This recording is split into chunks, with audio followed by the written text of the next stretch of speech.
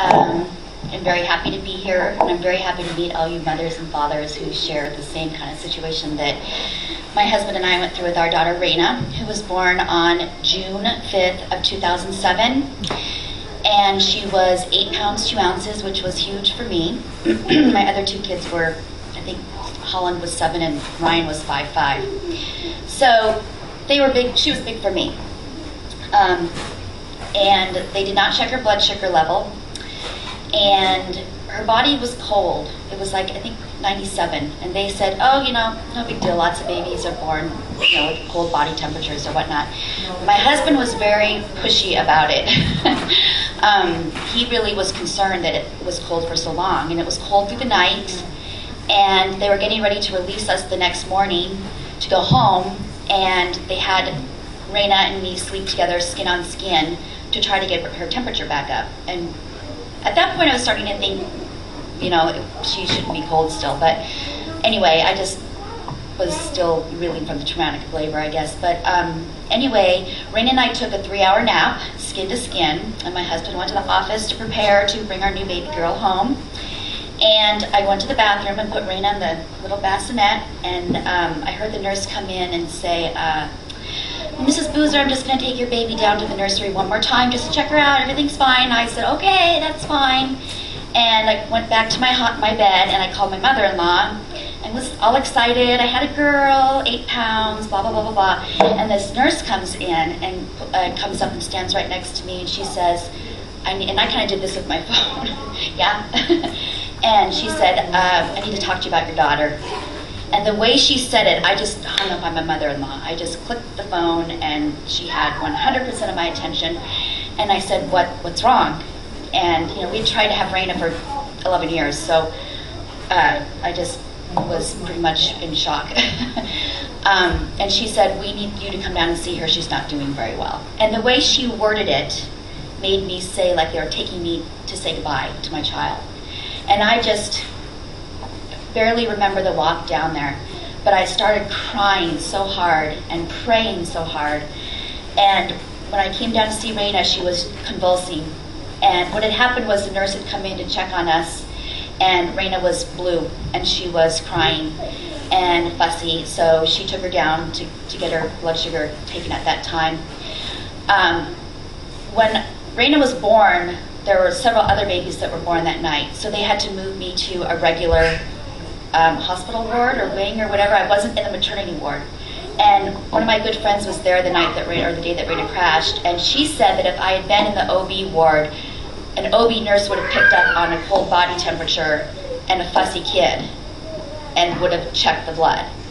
But, and that's my friend Kirsten, who I think is watching right now, so that didn't happen. We never had her blood sugar taken. And we did lots of, when they took her blood sugar, she didn't register at all. She was off the, you know, she didn't read at all. And we spent 8-9 hours shooting her full of sugar, watching her seize, shooting her full of sugar, you know, taking her blood sugar, seizing. You know, nurses came and went. Some people clocked in, you know, went home and came back, and it took forever. And I remember asking my doctor, is she going to make it? And he said, I don't know. I'll give her a 50% chance. And he would just stand over her. She had a 14.5-minute seizure. And he just stood over there like this, over her going, He didn't know what to do. And he called the doctors in Anchorage, and they said, oh, you know, just keep doing what you're doing. Finally, at 1 a.m., they decided to medevac us to Anchorage, and we spent the next 7 weeks there with 30, you know, we'd get 30s, and then the nurses would say, oh, that's not really that big of a deal. You know, I mean, a lot of babies have this. Don't worry, she'll get better, you'll be home. And doctors would come and sign on for 4 days, and doctors would go, and they'd come to my husband and I and say, you know, you won't be here when I get back for my 2 weeks off. So I want to say goodbye now. We've, you know, enjoyed having you, and everything's going to be fine. And we went through 7 weeks of, oh, she's going to get better. Oh, you know, this is normal. It's not, you know, you don't worry. And my husband just finally came unglued on all these doctors that were, to be quite honest with you, arrogant. I mean, they really thought they knew what they were doing. And my husband said, she's not protocol. You cannot treat her like a normal child. She's not responding to your protocol. I have a really good friend. I hope I don't cry. I have a really good friend who lives in Texas, and she did a lot of research for me, and she was the person that found somebody that said, try this drug diazoxide.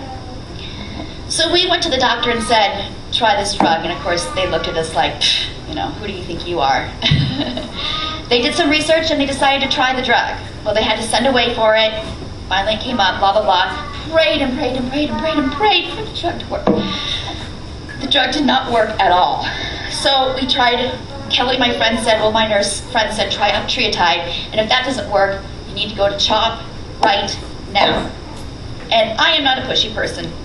However, my husband is. And, well, he's not really, but he's really good at, he was pretty pushy. So octreotide didn't work, and finally, my husband, somehow this endocrinologist came to give a conference in Anchorage, and my husband talked the doctors into pushing her to come take a look at Raina, and she took one look at Raina and said she needs to go to CHOP. And this woman was from the University of Washington, and she was an endocrinologist. And within 24 hours, we were on a big fancy Learjet, being medevaced to CHOP. And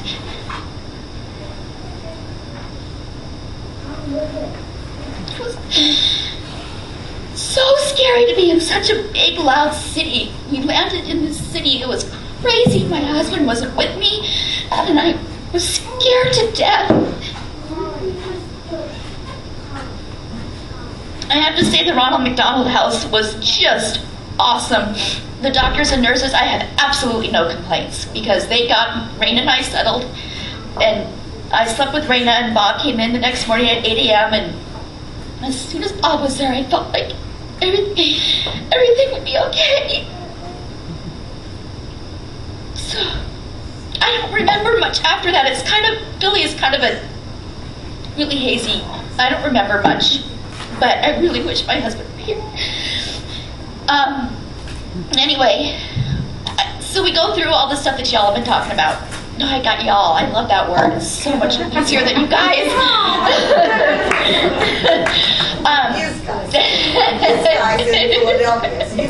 Oh, yeah.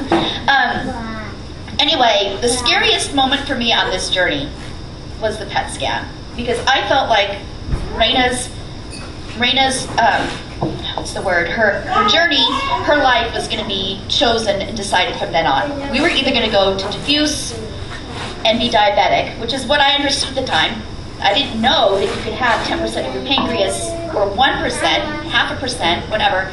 So I was just sick to my stomach, nauseous, so sick to my stomach. And we had a friend, my husband's ex-girlfriend actually, came back and to visit us, and it was the three of us, and we're all waiting to find out, is Raina going to basically be diabetic or not? It was this huge tension in the room. And the whole team came in, and they started talking, and I just finally said, what is she? And she said, oh, I'm sorry, Lori said she's focal. And I just went, I just felt so happy. Well, then I didn't realize that, she could be focal, yes, but it could be still 95%, whatever. Anyway, so we fought the whole battle, and I guess from then on, Raina had the surgery for focal. She had 40% of her pancreas removed. And I told you this a couple of times, Angela. I just sort of felt the only complaint I have with CHOP, and if my husband is online, maybe he could text something or text Jen or something. I just sort of felt like they said she's cured, goodbye. They stamped her forehead, okay, and sent us on our merry way. And we're going back to Alaska, and we live in Soldotna, Alaska, which is out in the middle of nowhere. I mean, we're 3 hours from Anchorage, so driving. So I sort of felt like they just sent us on our way, and I do have that complaint. The main reason I'm here today, I want to push blood testing.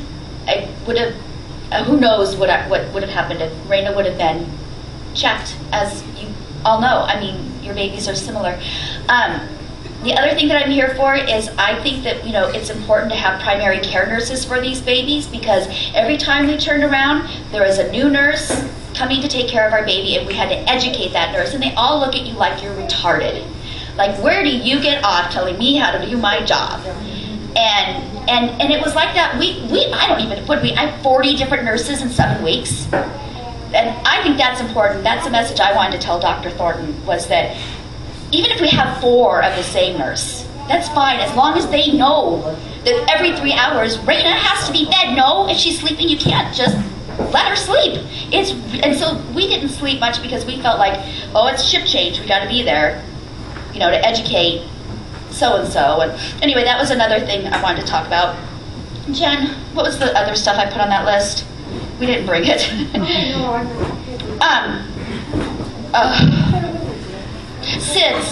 SIDS, I am dying to know, I want to know what people think about the connection between this disease and SIDS, because when you had your baby, it was 1 in 300,000, right? When you had Brianna? Yes. And when I had Raina, it was 1 in 25 to 1 in 50,000.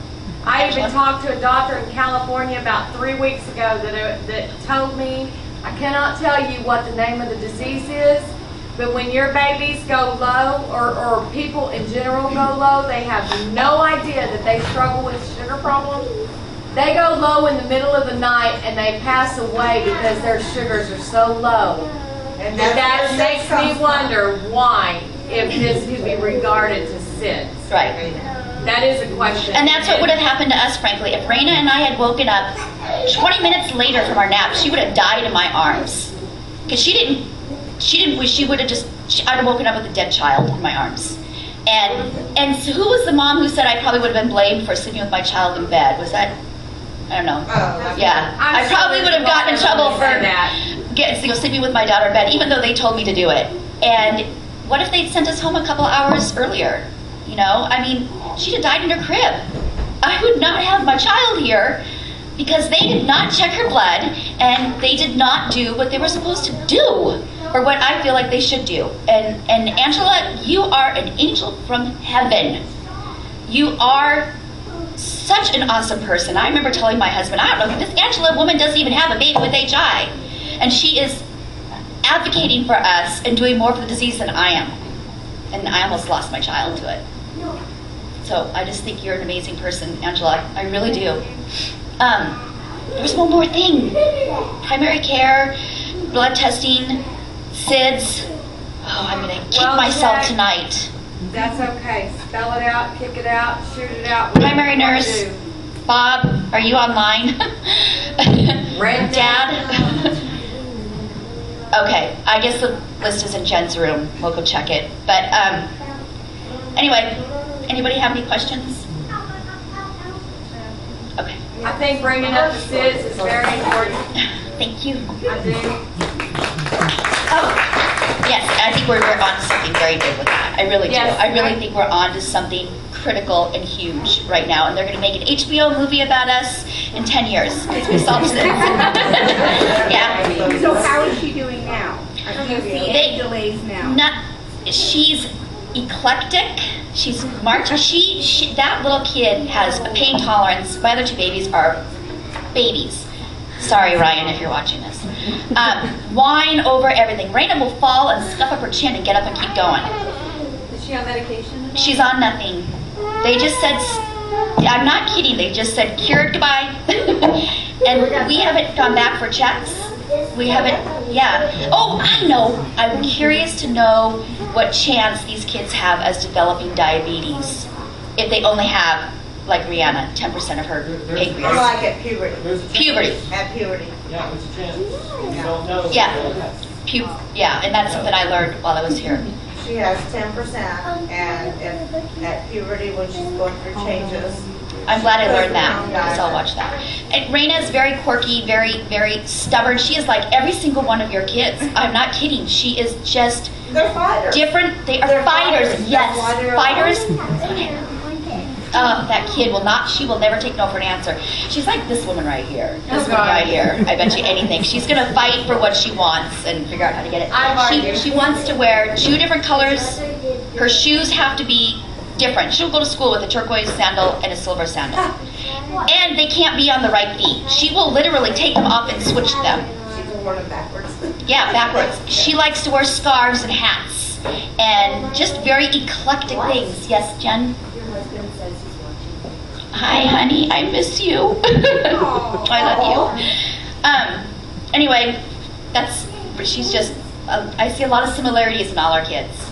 I really do. Thank you.